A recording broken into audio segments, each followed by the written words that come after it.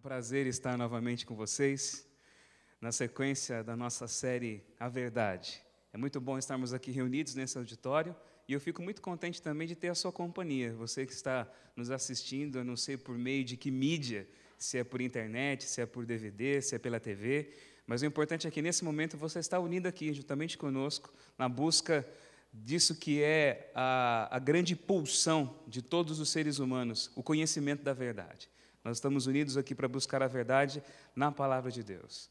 Eu gostaria de iniciar o nosso assunto de hoje, antes de mais nada, antes de falar qualquer outra coisa e antes de abrir a Palavra de Deus, queria convidar a presença do Espírito Santo, para Ele estar aqui entre nós, para Ele nos iluminar, para Ele nos ensinar no conhecimento daquilo que é importante para a nossa vida.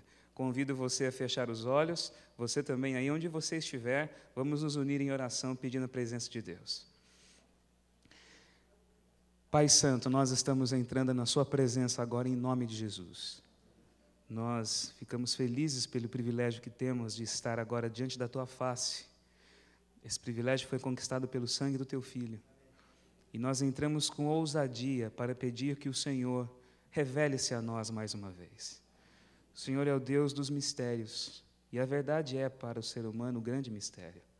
Nós vivemos num mundo de enganos, nós vivemos num mundo de mentiras, nós construímos enganos e mentiras para nós mesmos, e necessitamos de conhecer do Senhor a verdade plena, verdadeira, a verdade total. Eu peço que o Senhor esteja aqui agora conosco, nos ensinando. Esteja aqui com esses meus queridos irmãos nesse auditório e com aqueles que estão nos acompanhando nos lugares onde eles estiverem.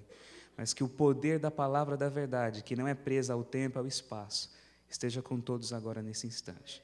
É o que nós te pedimos em nome de Jesus. Amém. Amém. Ontem eu iniciei o nosso estudo da série, nosso programa, primeiro programa, falando sobre os evangelhos gnósticos. Vocês se lembram? Eu até citei aqui alguns deles, né? Falei sobre o Evangelho de Tomé, e muita gente até gostou do texto do Evangelho de Tomé que eu citei aqui, não é? Não recomendo vocês a lerem, não. Vocês têm 4 muito melhores para lerem na Bíblia, tá bom? Mas eu falei do Evangelho de Tomé, falei do Evangelho de Judas. Mas eu me lembrei hoje de uma historinha interessante que nós encontramos também num dos evangelhos apócrifos. Eles chamam de proto-evangelho da infância de Jesus. Uma história muito curiosa. Claro que é uma história inventada, é fictícia, como tudo que você encontra nesses evangelhos gnósticos. Mas a história, ela mostra um momento sui generis. José estava com Maria, fugindo para o Egito, fugindo da perseguição de Herodes, que queria matar os pequeninos. E ele estava numa carruagem, assim, numa carroça, melhor dizendo. E atrás da carroça, ali escondidinha, estava Maria e o menino Jesus. E no meio do caminho, eles estavam andando quando eles passaram por um posto policial romano. E mandam a carruagem parar, aquela carroça parar. A carroça para, o romano chega, José desce, olha para ele e pergunta para ele ali, né, do que ele estava fazendo, para onde ele ia. E ele fica ali meio sem saber que explicação ele ia dar. E o romano faz a pergunta: o que você está escondendo aí dentro dessa carroça? E aí veio 1000 hipóteses de respostas para ele poder dar naquela hora. Se ele dissesse o que ele trazia ali dentro, com certeza a situação ia ficar complicada, porque os romanos eles tinham a ordem de executar todos os pequeninos, ainda mais sabendo que ele estava vindo de Belém. E ele pensou, o que ele ia falar naquela hora? Quando ele ouviu uma vozinha lá de dentro da carroça, vinda do nenezinho Jesus. O que falar? A voz disse, a verdade. Desse jeito. O que falar? A verdade. E o que ele resolveu fazer? Ele falou o seguinte, olha, eu estou trazendo aqui uma senhora, minha esposa, nós acabamos de ter um menino, um nenê pequenininho, estamos vindo de Belém, fugindo da morte dos pequeninos que foi decretada pelo rei Herodes. Aí o soldado romano olhou aquilo, deu risada e falou, tá bom, vai, pode ir, vai, cada coisa que conta para a gente, pode seguir o seu caminho. Nem ele acreditou naquela história de José, e era verdade. E ele foi embora, e de acordo com essa história do Evangelho, uma história absurda, ele foi preservado dessa forma, né? Eu disse isso para vocês, porque o nosso objetivo aqui é falar o que para vocês? A verdade, né? A verdade. E a verdade nem sempre é popular, a verdade nem sempre é confortável, a verdade nem sempre ela é agradável para nós. A verdade ela não é cômoda, pelo contrário, a verdade ela nos provoca. porque muitas vezes elas nos colocam diante de realidades interiores que nós não aceitamos, realidades que estão dentro de nós e que nós não conhecemos. Por isso que é preciso ter coragem para conhecer a verdade. E eu parabenizo vocês que estão aqui, e você também que está nos acompanhando, porque vocês têm coragem para descobrirem a verdade. E a verdade que eu trago para vocês, como eu disse ontem, ou melhor, no nosso último programa, eu falo ontem porque nós estamos aqui no tempo, vocês estão acompanhando a gente numa outra época, mas no nosso último programa, que foi ontem, a verdade, como eu disse para vocês, está sendo anunciada na palavra de Deus. Não é minha, não é ideia minha, não é cogitação minha, não é pensamento meu. Então, nosso tema hoje, como vocês estão acompanhando, ele é muito importante. E o tema de hoje tem como título, vamos ver se aqui está funcionando, hein? Vamos lá? Ah, agora sim. A verdade sobre os bastidores do poder. A verdade sobre os bastidores do poder. O poder sempre fascinou o ser humano. E o poder ele se traduz em várias formas. Poder não é só dinheiro. Poder é cultura, o poder é influência. O poder ele pode ser experimentado em escala macro ou em escala micro, mas o poder sempre seduz o homem. A verdade nos fala sobre os bastidores do poder e, de fato, quem tem o poder. E esse texto, que vai ser a base do nosso estudo de hoje, o texto de Daniel, capítulo 2, na minha opinião, talvez não na minha opinião, acredito que na opinião de todos aqueles que estudam a palavra e que estudam principalmente o livro de Daniel, é um dos textos mais conhecidos. E por ser um dos textos mais conhecidos, eu acredito que é um daqueles que você acha que já sabe tudo sobre ele, porque ele é o texto que nos traz a revelação de um sonho. E nós vamos agora acompanhar esse capítulo, Daniel, capítulo 2, onde nós vamos ver a revelação de Deus através de um sonho. E por que eu falo do sonho? Vocês estão vendo aqui a foto de um camarada aqui, que alguns conhecem, não é? A humanidade sempre se encantou pelo sonho. Hoje nós vivemos numa sociedade que não valoriza o sonho. Hoje nós vivemos numa sociedade que vive de uma maneira muito prática. Nossa vida é muito pragmática. Hoje tudo para a gente é tecnológico. Hoje tudo tem que ter objetivo, meta. Tudo é muito racional. Hoje nós nos fechamos ao sobrenatural. Tudo tem botão e soluções rápidas. O Sedex já não vale mais. Ele tem que ser Sedex 10, né? Ele tem que chegar antes ainda. Tudo tem que ser muito prático. Tudo tem que ser muito objetivo, direto. Tudo é solúvel. E tudo tem que ser instantâneo para a gente. Então, nós não estamos mais acostumados a abrir o nosso coração para essas realidades do sobrenatural, ou para as realidades do inconsciente, ou para aquilo que está dentro de nós. Agora mesmo, nesse momento que eu estou falando aqui para vocês, muita coisa está acontecendo. Você está assistindo um programa, e vocês aqui nesse auditório estão participando dessa reunião, mas tem muita coisa prática acontecendo aqui em volta. Por exemplo, o Tito, sentado aqui na frente, me mostra o tempo que eu tenho para falar. Isso é uma realidade prática, não é? Vocês estão aqui vendo pessoas, e vocês não estão vendo, mas pessoas estão aí atrás dessas câmeras operando tudo isso que está chegando até você. Tudo é muito prático, tudo é muito tecnológico. E o nosso coração tem a tendência de ficar preso a esses detalhes e achar que a nossa vida se limita apenas a isso. Mas nem sempre foi assim. A humanidade sempre esteve aberta ao sobrenatural, e principalmente à realidade dos sonhos. A psicanálise moderna valorizou o estudo dos sonhos. Esse rapaz aqui que vocês conhecem bem, Sigmund Freud, o pai da psicanálise moderna, que hoje ele funciona mais como uma peça de museu no estudo da psicanálise do que como alguém que de fato influencia os rumos da psicanálise atual, mas Freud valorizava o estudo dos sonhos. O estudo dos sonhos, para ele, por exemplo, era uma forma de poder conhecer realidades do inconsciente. O grande problema é que o sonho, para Freud, estava muito imantado daquele conteúdo erótico em tudo aquilo que ele via. Então, por isso, o sonho era uma fachada de uma realidade que você prendia, ou de um erotismo ali, ou algo proibido que ficava guardado dentro de você, e aquilo era jogado por intermédio do sonho. Mas não foi só Freud que estudou a realidade do sonho. Na psicanálise, por exemplo, um outro senhor, esse mesmo aqui, esse senhorzinho com uma cara mais simpática, chamado Carl Gustav Jung, ele deu ao estudo dos sonhos um escopo muito mais amplo e muito maior, a ponto de chegar à conclusão de que o sonho não é simplesmente um mascaramento de um desejo interior. O sonho é uma forma do inconsciente comunicar para o nosso consciente realidades interiores que nós, às vezes, nem sabemos que temos dentro de nós. Por isso que eu falo para vocês aqui, e para você também que está nos assistindo, tenta valorizar um pouco daquilo que você sonha. Seus sonhos falam muito sobre você. Seus sonhos falam muito daquilo que você está carregando dentro de você e não sabe. O seu consciente é regido por leis, por regras, por costumes, por tudo aquilo que te ensinaram a pensar, a sentir e agir. Mas o seu inconsciente é livre. Seu inconsciente é verdade pura. Seu inconsciente não é nem crente nem ateu. Seu inconsciente é você. É por isso que às vezes você sonha que está matando uma pessoa que você gosta. E você pensa, mas por que eu estou matando esse cara se eu gosto dele? É porque conscientemente você é obrigado a gostar do cara. Mas às vezes, inconscientemente, existem coisas no relacionamento entre vocês que não te agradam. E tudo aquilo vem em forma de sonho, por exemplo. A gente sonha muitas coisas estranhas às vezes, né? O sonho fala muito sobre nós. Fala muito sobre aquilo que nós trazemos dentro de nós. Mas na antiguidade, o sonho não era só uma forma de se conhecer a si mesmo. O sonho também era um meio de comunicação dos deuses. Era um meio de comunicação da divindade com o humano. E na Bíblia fala que isso também acontece. Deus também fala conosco através de sonhos. Eu já recebi muitas mensagens de Deus na minha vida por meio de sonhos. E eu não tenho meu coração fechado a essa possibilidade de comunicação divina. E eu sei que muitos de vocês aqui, e muitos de vocês que estão também nos assistindo, já foram visitados por Deus por intermédio de sonhos. Deus fala.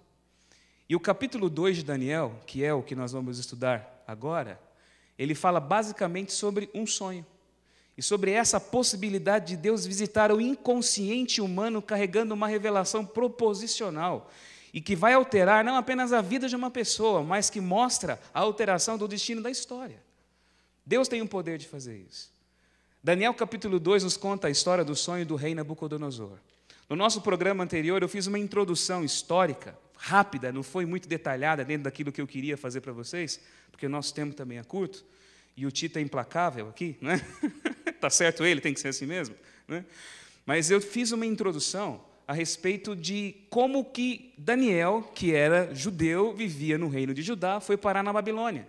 E como Nabucodonosor se tornou o imperador, ou melhor dizendo, o rei, o chefe de um dos grandes impérios, os maiores impérios da antiguidade. Eles estavam exilados, os judeus. E ninguém gosta de exílio. Ninguém gosta de estar numa terra estrangeira.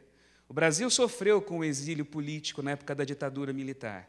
E muitas famílias ainda hoje vivem agonizadas e vivem agonia por desconhecer o paradeiro dos seus queridos que desde aquela época desapareceram por causa da perseguição da ditadura militar. Exílio nós conhecemos e ninguém gosta de ser exilado. Daniel está vivendo como um exilado numa corte. E ele, logo no início, já sofre a pressão daquela força do aculturamento de Babilônia. E eu disse para vocês, no nosso último programa, que Babilônia deve ser entendida não apenas como um país ou como uma realidade histórica. No livro de Daniel, Babilônia extrapola essas realidades. Babilônia se torna uma filosofia, uma cultura, que permanece até hoje entre nós e que tenta da mesma forma nos amoldar espiritualmente, culturalmente e de formas no nosso comportamento diário. Então, nunca se esqueça disso, tenha isso bem firme na sua mente quando estivermos estudando aqui o livro de Daniel. O fato é que Daniel, ele passa por uma prova, ele é fiel a Deus e ele é promovido como conselheiro do rei Nabucodonosor. E o capítulo 2 começa com um sonho. Nabucodonosor tem um sonho e a sua mente se perturba, porque provavelmente ele havia sonhado aquele sonho várias vezes durante a noite. Ele acorda de manhã e ele esquece o que ele havia sonhado. Já aconteceu isso com você já? Esqueceu o sonho? De você pensar, eu sonhei um negócio que me deu assim, mas eu não lembro, não sei o quê, não é? A gente não fica assim? Hoje mesmo eu tive um sonho desse tipo. Eu acordei e me lembrei metade do sonho. E eu sabia que a outra parte era mais importante do que aquilo que eu tinha lembrado. E às vezes eu ficava pensando, mas o que eu queria dizer para mim, sabe? Com esse negócio ali, né? Mas enfim, essas coisas acontecem. Só que para Nabucodonosor, que tinha um conceito não psicanalítico do sonho, mas um conceito sobrenatural do sonho, aquilo era um recado dos deuses. E havia dentro da cultura babilônica o pensamento de que quando uma pessoa esquecia o sonho que um Deus revelava, aquela pessoa era vítima de um castigo da divindade. Então Nabucodonosor se perturba, ele sabe que aquele sonho diz respeito a ele, diz respeito ao reino dele, ele não se lembra do sonho, e ele resolve chamar os seus conselheiros, os seus sábios. E ele reúne os seus sábios, os seus conselheiros ali, E ele diz o seguinte: olha, eu tive um sonho que me perturbou muito, eu não me lembro, eu gostaria que vocês me contassem o sonho e dessem para mim a interpretação. Aí um olha para a cara do outro e fala: tem alguma coisa mais fácil para a gente fazer aqui hoje? Além de não saber o sonho, a interpretação, conta para nós o sonho e nós vamos te dar a interpretação, isso é o lógico. A interpretação é mais difícil, Nabucodonosor pensa. Se vocês têm a capacidade de ter a sabedoria divina de interpretar o sonho, o conteúdo do sonho é muito mais fácil. Então me contem o sonho que eu não lembro e me deem a interpretação. Quando ele percebe que eles não conseguiam revelar o conteúdo do sonho, muito menos a interpretação, o coração dele, já desconfiado, porque naquele tempo, gente, não se votava em rei, não é? Alguém já participou de eleição para rei? Ninguém vota em rei. O que acontece com o rei naquele tempo? Ele reina e ele governa enquanto ele vive. Depois que ele morre, o outro assume o seu lugar. E quando uma pessoa não gosta muito do governo de um rei, o que eles fazem com ele? Geralmente ele é obrigado a se retirar sem querer, né? Eles matavam, assassinavam os reis. E Nabucodonosor começa a pressentir um complô. E ele diz algumas coisas, ele fala assim para os seus sábios: olha, vocês estão esperando mudar a situação, vocês estão me escondendo a verdade.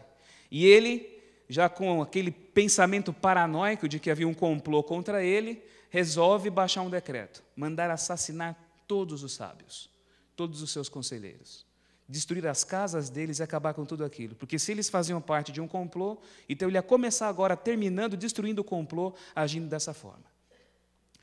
E o decreto é dado. Só que Daniel fazia parte do grupo de sábios. E Daniel não havia sido chamado, não havia sido convocado para ser aconselhado pelo rei. Por quê? Porque Nabucodonosor tinha a sua religião. Nabucodonosor tinha a sua crença no seu Deus, no Deus Marduk, no Deus maior, no Deus Bel, no Deus superior, que era o Deus dele. E o Deus dele, de acordo com a crença dele, era um Deus vitorioso, porque havia colocado o Deus de Israel debaixo do jugo dele. Se o povo de Israel agora era escravo de Nabucodonosor, era porque o Deus dele, superior, havia vencido a batalha espiritual sobre o Deus de Israel. Então, por que ele, que era adepto e servia a um Deus superior, ia buscar conselho daqueles que eram seguidores de um Deus vencido? Essa era a ideia dele. Só que a notícia do decreto chega até Daniel. E Daniel confia em Deus. E Daniel sabe que há um Deus no céu que revela mistérios. E aqui você vê o contraste da religião da terra e da religião da graça que eu disse ontem.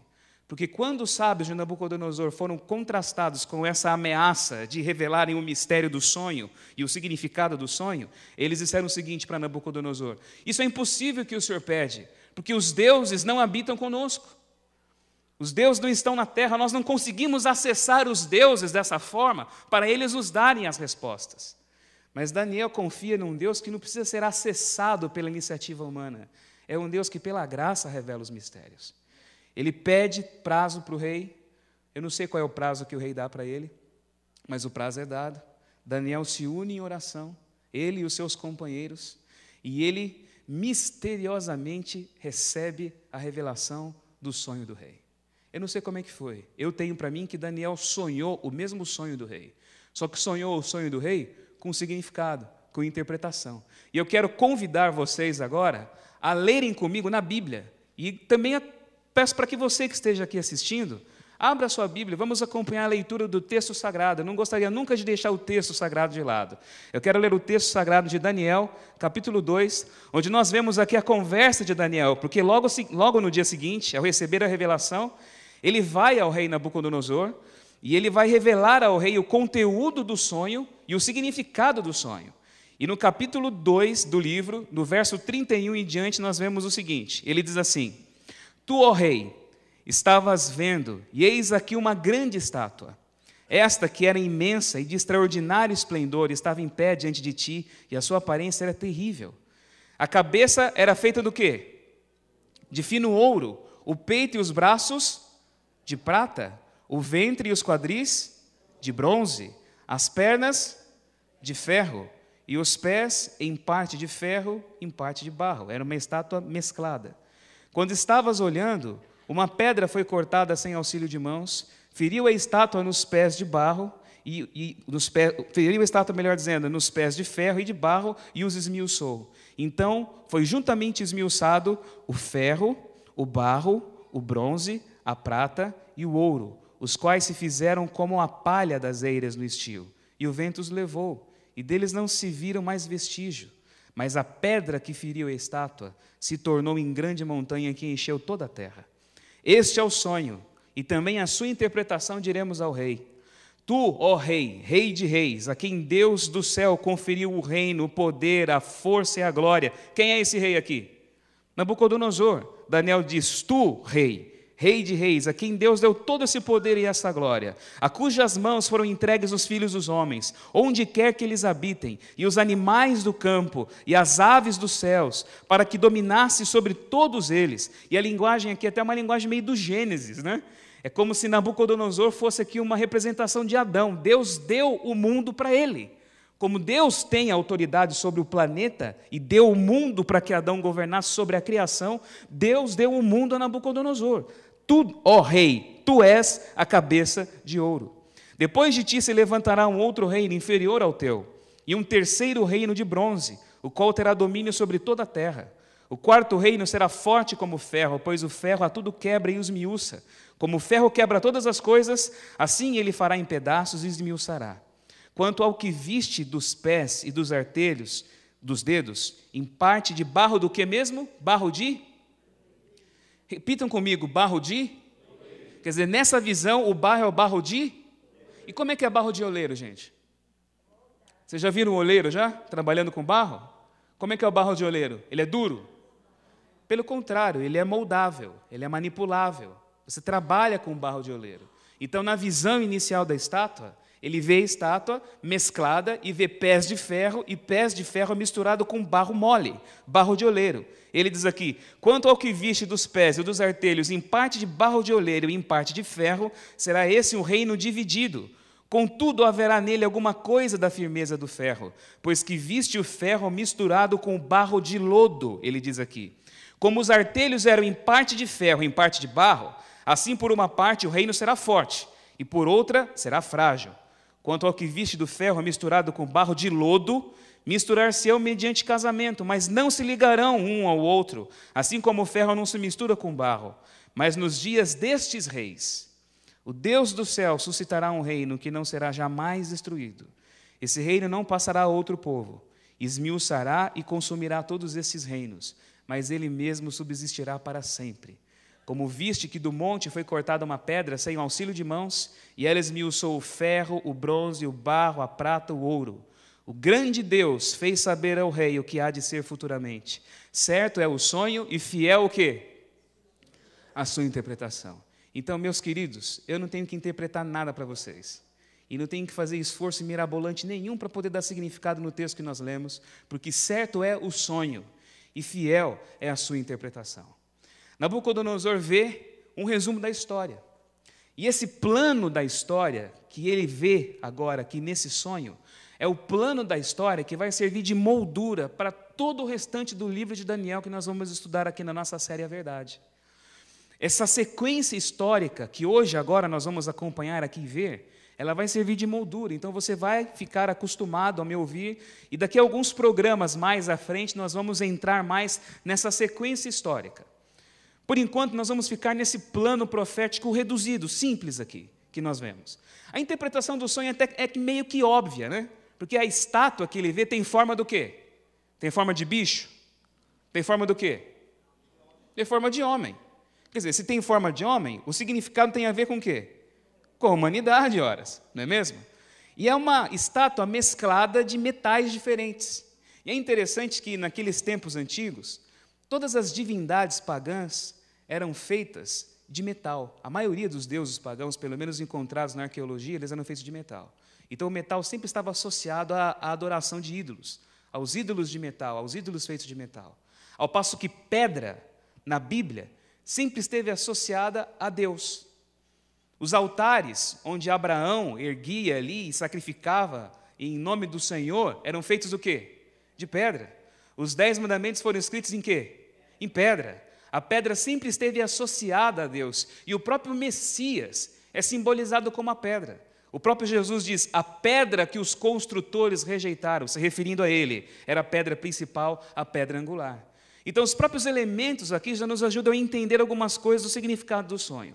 Mas Daniel interpreta aqui a história diante dos olhos do rei Nabucodonosor. Ele começa dizendo o seguinte: tu, rei, é a cabeça de ouro. Babilônia, o primeiro reino aqui da história que aparece, é representado pela cabeça de ouro. Babilônia dominou a história do ano 605 a.C. até o ano 539, quando foi substituído por um outro reino, o Império Medo-Persa.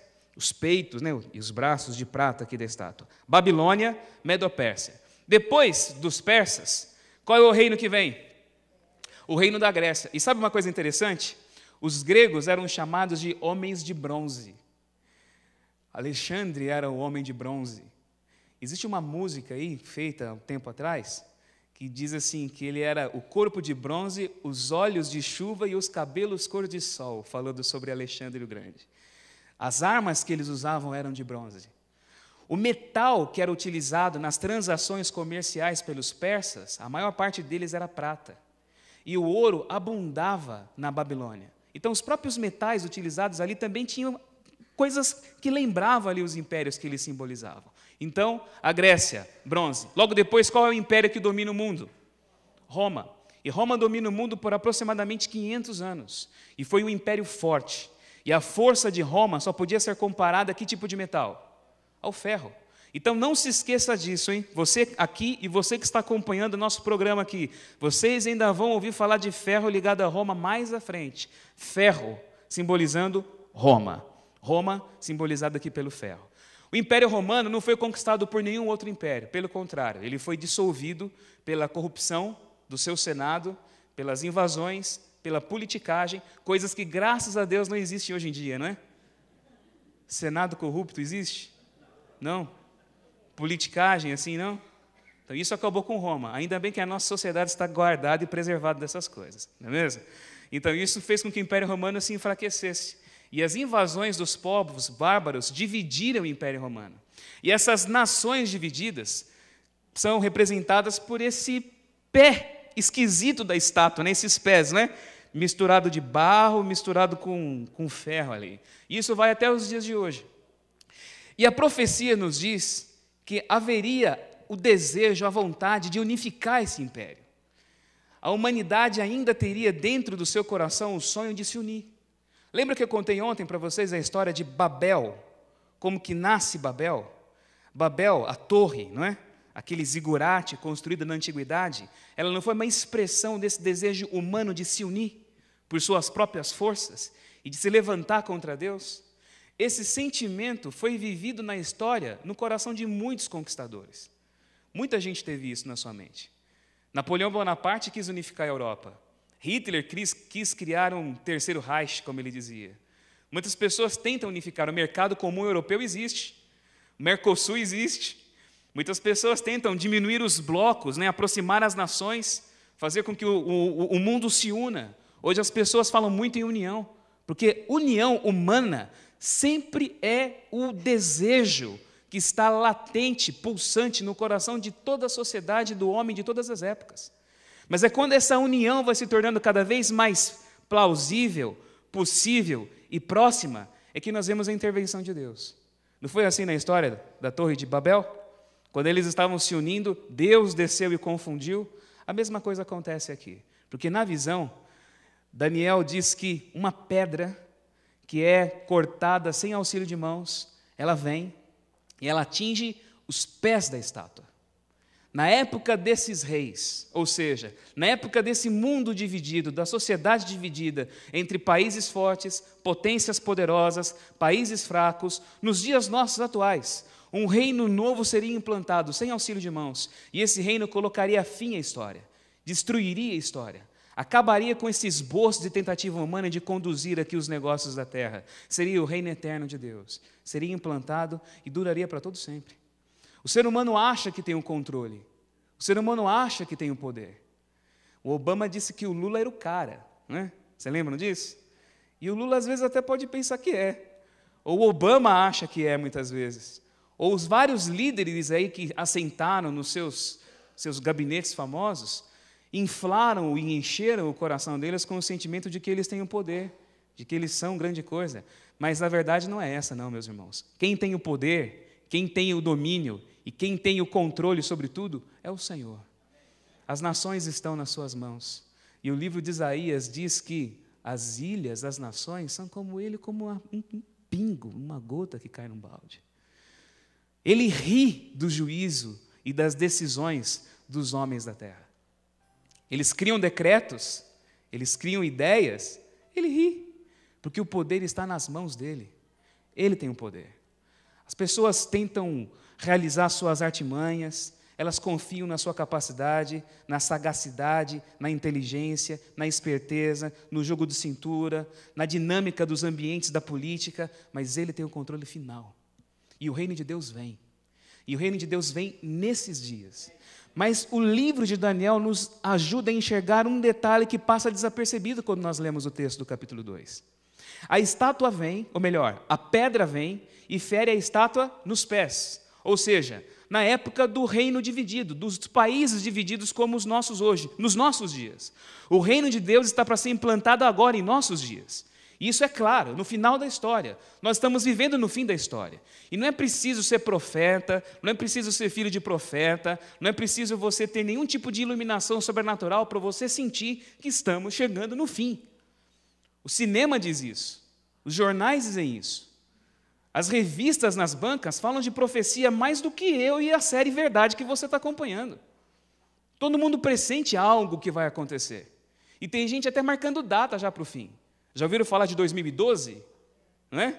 2012 agora virou a data do fim. Até vai sair um filme aí, né? 2012, falando do fim, da destruição de tudo. E me deu uma dó porque eu vi o Cristo Redentor sendo arrebentado no trailer do filme ali, né? Tão bonito, né? 2012, a data do fim. Eu, particularmente, tenho certeza que eles não estão certos com relação a esse cálculo deles aí. Pode ser antes, pode ser depois. Mas se 2012 realmente for o fim, de acordo com eles, vai ser uma pena, porque o choro do Lula para as Olimpíadas serem realizadas no Brasil foi em vão. E a briga dos dirigentes do São Paulo para fazer com que a Copa de 2014 se inicie no Morumbi também está sendo à toa. Porque vai tudo acabar em 2012. Quem tem o controle da história é o Senhor Jesus. Tudo está nas mãos dele. Ele tem o controle de todas as coisas. E o reino está para chegar. Mas sabe qual é a verdade mais importante que eu queria deixar aqui para vocês? Como eu disse para vocês, a pedra vem e ela fere os pés. E diz ali o texto que ela esmiuça o barro. Barro de lodo pode ser esmiuçado? Hein? Uma pergunta básica, simples. Barro de lodo pode ser quebrado, esmiuçado? Eu posso pulverizar o barro mole? Hein? Claro que não. O barro mole é maleável, não é mesmo? Mas a pedra fere a estátua quando o barro já não está mais mole. Sabe que o barro na Bíblia é um elemento que nos liga com a criação do homem. O barro é símbolo do homem. O homem foi feito pelo barro, do barro, pelas mãos de Deus. Barro maleável é o coração responsível a Deus. Barro duro é o coração que não responde mais a Deus. O que a palavra de Deus está nos dizendo é que o reino de Cristo seria implantado numa época em que o coração do homem estaria duro, insensível para responder, distante, frio, completamente alheio à sobrenaturalidade dos fatos, completamente impermeável aos apelos do Espírito Santo, completamente distante de Deus, completamente insensível e fechado para essa comunicação da verdade divina. Isso pode estar acontecendo com você que está aqui me ouvindo e com você que também está assistindo esse programa aí. Porque o fato de você querer conhecer a verdade pode ser simplesmente motivado por uma curiosidade. Eu tenho uma curiosidade sobre um livro profético. Ah, que legal, vamos lá assistir então. Vamos ver o DVD, vamos nos conectar à internet, vamos lá no auditório lá da Novo Tempo. Mas o reino de Deus não vai ser só implantado quando ele aparecer com toda a pirotecnia dessa teofania maravilhosa que Jesus trará, quando ele se manifestar nos céus, quando os céus se rasgarem e quando os céus não contiverem mais a glória do Filho de Deus. O reino não vai se manifestar só nesse dia. Sabe por quê? Porque quando perguntaram para Jesus sobre o reino, olha o que ele disse. Interrogado pelos fariseus sobre quando viria o reino de Deus, que é o que diz Daniel capítulo 2, não é? Quando vem? Quando perguntaram quando viria o reino de Deus, Jesus lhes respondeu: não vem o reino de Deus com o quê? Você está esperando a pedra chegar? Mas o reino não vem com visível aparência. Nem dirão, ei-lo aqui ou lá está, porque o reino de Deus está onde? Quem tem coragem de repetir isso comigo? O reino de Deus está onde? O reino de Deus está onde? O reino de Deus está dentro de nós. O reino de Deus está dentro de você. Agora, o que é o reino de Deus, gente? O reino de Deus é a igreja? Você pensa que por eu fazer parte de uma denominação, eu faço parte automaticamente do reino de Deus? Eu recebi a unção do batismo e faço parte do reino? A igreja não é o reino de Deus. A igreja é um instrumento que proclama o reino de Deus. Ela é agente do reino de Deus. Ela é uma família que vive esse mundo, essa realidade interna, prática do reino de Deus agora. Mas ela não é o reino. Por isso, o fato de você pertencer a uma igreja não significa que você faz parte do reino. O fato de você estar aqui não significa que você tem o reino dentro de você. O que é o reino de Deus? O reino de Deus era o que Jesus dizia. O reino de Deus é o evangelho. E evangelho é o quê? É boa notícia. É notícia boa. É coisa boa para a gente. A gente pensa que o evangelho é aquilo, né? Eu não posso fazer isso, eu não posso fazer aquilo, eu não posso pensar aquilo, eu não posso ver aquilo, eu não posso estar lá. E aí você vai se tornando um camarada, um alien, um ET, um alienígena. Chato, ranzinza, amargurado, sabe? Cafona, porque vai se vestindo com a moda de 10, 15 anos atrás. Né? E aí fala, agora eu sou um representante do reino de Deus. Aí vão olhar para você e vão achar que você é tudo, menos um representante do reino de Deus. Tem gente que acha que isso é viver o reino de Deus, e isso é evangelho. Então, se essa é a boa notícia, eu não quero saber qual que é ruim.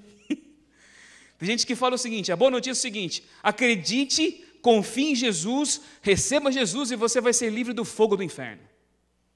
Então, quer dizer que o que me motiva a fazer parte do reino é o medo do fogo. Então, se o medo do fogo que me motiva, que boa notícia que é essa, então? Então, se essa notícia é boa, imagina ruim. Não é mesmo? Reino de Deus não é isso, meus irmãos. Reino de Deus é pacificação no seu coração. Reino de Deus é entender que você foi reconciliado com Deus. Reino de Deus é você entender no fundo do seu coração que nós que estávamos alheios, separados da graça de Deus, fomos unidos, céus e terra numa família só, com vínculos e laços que nunca mais vão ser dissolvidos. Porque um monte de pecados meus foram perdoados, e pecados que não eram só atos, porque na minha mente pecado é ato. Você acha que pecado é ato, porque a nossa visão é uma visão comportamentalista do fato, mas pecado não é só ato. Eu peco porque eu sou pecador, eu tenho natureza pecador, e Jesus, natureza pecadora, melhor dizendo, e Jesus não veio só apagar meus atos pecaminosos, o meu eu, pecado eu, foi banido, foi limpo, foi anulado, foi cancelado pelo sangue de Jesus. Essa é a boa notícia. E quem tem isso no coração sente paz. Quem tem isso no coração sabe que é feliz mesmo quando chora. Quem tem isso no coração sabe que é agente de pacificação na vida de outras pessoas. Quem tem isso no coração sabe que vai enfrentar a vida, não com esse espírito de predominância, eu quero ser o primeiro, eu quero mandar, eu quero conquistar, eu quero ganhar, mas vai ser manso. Quem tem isso no coração tem prazer em se alimentar com a verdade e com a justiça na vida dos outros. Quem tem isso no coração sabe que se posicionar pelo certo, muitas vezes vai trazer perseguição para a sua vida. Mas sabe que é assim que é feito o reino de Deus. Porque tem paz no coração. Seus olhos são limpos. Você enxerga a vida como Ele vê. Você abraça os que são inabraçáveis. E você consegue reconciliar dentro de você pessoas e realidades que você não conseguiria reconciliar antes. O reino de Deus está dentro de você. E sabe onde tudo isso fica plantado? No inconsciente do ser humano. Eu acredito no Deus que revela o Evangelho no inconsciente, como Ele fez com Nabucodonosor. Ele entra no inconsciente. Ele não pediu autorização. Ele entrou lá. Quando essa verdade do Evangelho for plantada no meu inconsciente, a vida se traduz em paz e alegria de forma natural. Porque você pode até driblar o seu consciente com o conteúdo dogmático do Evangelho e da verdade. Mas o seu inconsciente pode estar cheio de sentimentos ruins, cheio de maldade, cheio de perversidade, cheio de egoísmo. Isso vai transformar você num ser hipócrita, cínico, que sabe pregar a profecia de Daniel capítulo 2, que sabe falar que nós vivemos perto do fim, que sabe discernir os sinais da destruição se aproximando, mas que não tem o reino dentro de si. Só vai ver o reino de Deus aquele que já vive o reino de Deus agora. E vocês estão sendo chamados para viver esse reino agora. O reino não vem com visível aparência. O reino vem no coração. E eu convido hoje você, em nome de Jesus, a entregar o seu inconsciente a Deus. Entrega o seu inconsciente a Deus. Peça para que Ele plante na tua mente, no teu coração, no teu inconsciente, os valores do Evangelho. Porque quando isso é plantado lá no fundo, no âmago da tua vida, isso vira valor. Isso não vira doutrina. Isso não vira decoreba. Isso vira valor. Quando o Evangelho estiver plantado no fundo da sua alma, você vai viver de uma forma diferente. Você vai viver e sentir como Jesus vivia e como Jesus sentia. Você vai sentir a experiência de ser um com Ele. E é isso que Ele quer fazer com você. O reino de Deus está aqui agora entre nós. A pedra está chegando. Mas o reino eterno vai ser experimentado por esses que já viverem essa realidade do reino aqui agora. Você quer entregar o seu inconsciente ao Senhor? Quer colocar a sua vida nas mãos dEle? Peça para que Ele fale com você. Entregue até seus sonhos nas mãos de Deus. A sua mente toda. Para que isso não seja só história, para que isso não seja só programa, para que isso não seja só passatempo, mas para que isso traduza a verdade, para que isso fique plantado no âmago da tua alma. Eu quero deixar com vocês um último verso. E eu quero que esse verso seja a realidade descritiva da tua vida a partir de agora. A palavra de Deus diz o seguinte: bendigo o Senhor que me aconselha, pois até durante a noite o meu coração me ensina. Vamos repetir junto esse verso comigo? Bendigo o Senhor que me aconselha, pois até durante a noite o meu coração me ensina. Nabucodonosor se prostrou quando reconheceu que Deus penetra inconsciente e ensina verdades. Eu acredito que Ele pode fazer isso hoje com você aqui. E pode fazer isso com pessoas que você ama.